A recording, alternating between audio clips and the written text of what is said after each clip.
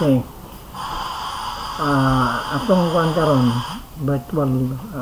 virtual lecture is the discussion of how growth mindset facilitate in the development of learning curve, no? As you might well know, ang learning curve is actually expressed by this one, no? Y is equal to ax to the power of b, and since this is logarithm, that becomes negative. So ang iyang graph is downward sloping, negative downward sloping ang graph. It was first introduced by Wright.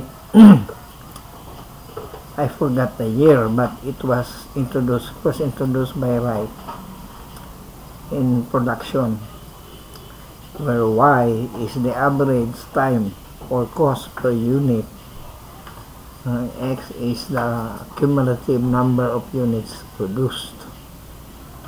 The a is the time or cost required to produce the first unit, while b is the ratio of the learning rate divided by log of 2. So muna yung value. So you will see later muna yung learning curve. So it's negative downward sloping siya. So muna ang atong average time dari vertical axis. Ang horizontal axis represent your number of units produced, while a, okay, this one a,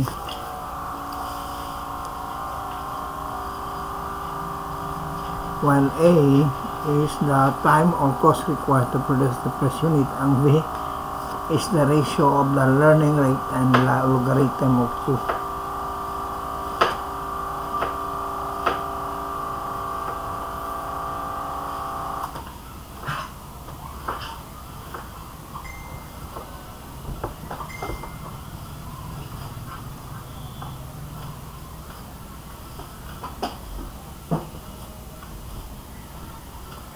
Okay, so we will apply this one now. Sayo naman siya, sayo na siya i-remember. Suppose ang learning rate is 80%. Kanang learning rate, maroon na siya og. This has been proven by IQ test. Kung IQ nimo is 180 or something, maroon ka Einstein kay utok ana. Ang ordinary jud na is 100 ang IQ. Pero maabot ka ng 140, 180, taas na ka ng IQ nimo. Para sa ako, kaning 80%, normal kayo na siya sa tao ng 80%. Pag sa atong grading system, kanang 80% is tolerable man na siya, no? 80%, passing rate mo na siya. And let's say, it is assume na it took 100 hours to finish the first unit. And then you are asked to compute the number of hours to finish the second, the third, the fourth, up to the 6th unit. So this is the formula. Y is equal to 100. That is the number of hours to produce the first unit. This is the number of units and the ratio of the learning rate and logarithm of 2. You see, it becomes negative because logarithm, log of less than 1 is always negative. Divided by logarithm of 2, negative din lang sana. So it's a negatively downward sloping curve. Right? So here, using the same example, you have first unit is equal to 100 first unit raised to the power of logarithm 0.80 divided by logarithm 2. The number of hours for the first unit is 100 hours. For the second unit, that is 100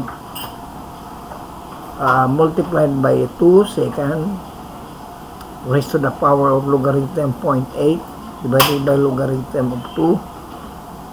This will give you 80 hours.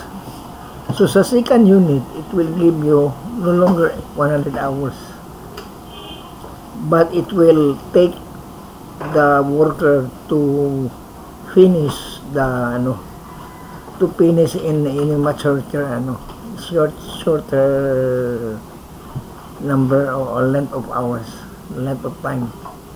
So diri 100, diri 80 na lang. But then if we continue to produce the third unit, okay, that is 100 times 3 raised to the power of logarithm 0.8 divided by log 2. So here 80, then is 64 na lang. 72 din, brother. This is 72.21.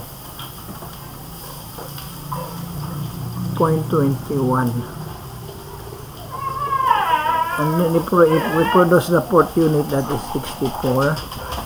If we produce the third unit, that is 59.56.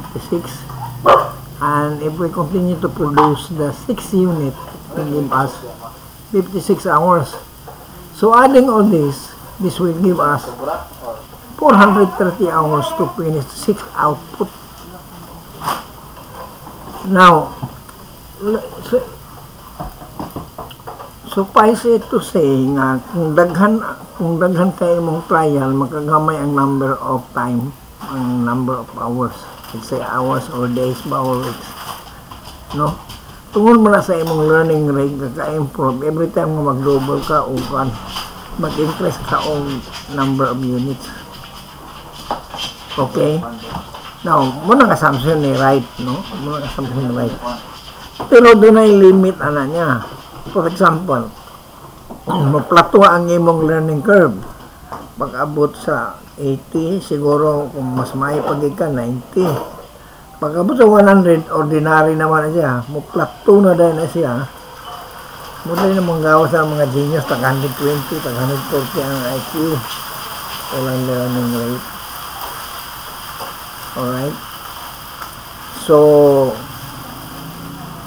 now, you can continue up to the 7th or 8th unit. How many hours will it take to finish the 7th and 8th unit? You can do that by using the same formula, no? Using the same procedure. So, pareho niya po na siya sa growth mindset, di ba? Growth mindset. Kanang giingon lang nila nga magkadugay sa sige ni mong practice. It makes you perfect. Kung nag-iingon nila nga practice makes perfect. Well, depende sa practice. Wrong practice dahil wrong. Pero may ka wrong, no? Depende sa practice. In other words, scientific lugar gani atong mamaagi dari. So, kung maayo lang kaayo ang teachers, maayo ang coach, maayo yung mga players. Kaya nga naman, the more they practice, the less time, the more scores. No? The more scores. So, muna siya ang growth mindset in relation sa learning curve. So, suffice it to say, ang growth mindset actually facilitates in the improvement of learning curve. In other words, kinahanglan gini mo ang attitude sa katao growth mindset gid siya, because that will facilitate their learning curve, their learning. Alright, so we have proven, no? We have na-proven din karon din nga insakto din ng growth mindset. Gawas mga findings sa research. Pero this is actually applicable sa learning curve.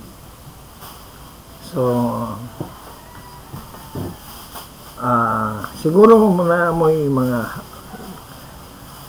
question ani later, maghatag ko ani aron yung mapraktisan. Okay, thank you very much and good afternoon.